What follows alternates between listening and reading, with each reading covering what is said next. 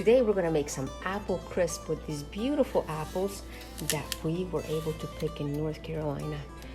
And this is going to be a delicious recipe that Sara makes all the time for her company that comes over. So here we have already cut up 3 apples. This is our 4th one. Sara usually does not peel her apples, but we decided to peel them anyways, but you can totally keep the peel on. So we're gonna get this internal part of the apple out and then just cut it into wedges and in little chunks like this. And the flavor of these apples and the crispiness and juiciness is so good. Now, in order for the apples not to oxidize, we're gonna put a bit of lemon juice in, probably about a good 1.5 teaspoons.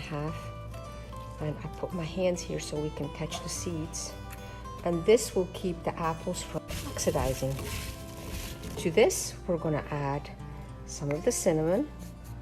We're also gonna add some cardamom, a little bit of sugar, and mix all this up and set it aside. We're gonna have some flour that we will mix with the butter. And I will use this pastry cutter right here to kind of break it up. And into this, we'll add all the other ingredients as well.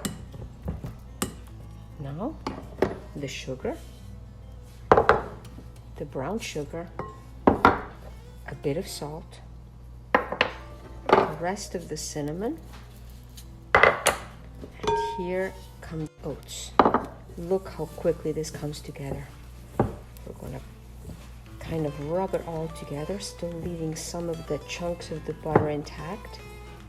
And this will go right on top of our apples.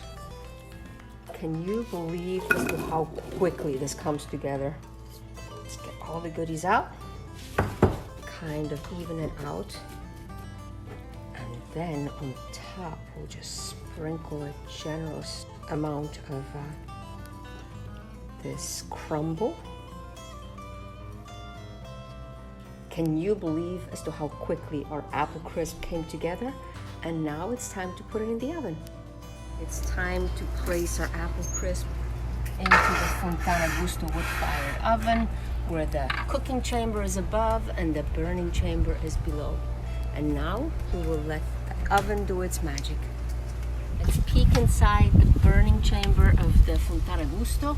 So there is just a small fire going on below, and above our apple crisp is about ready to come out.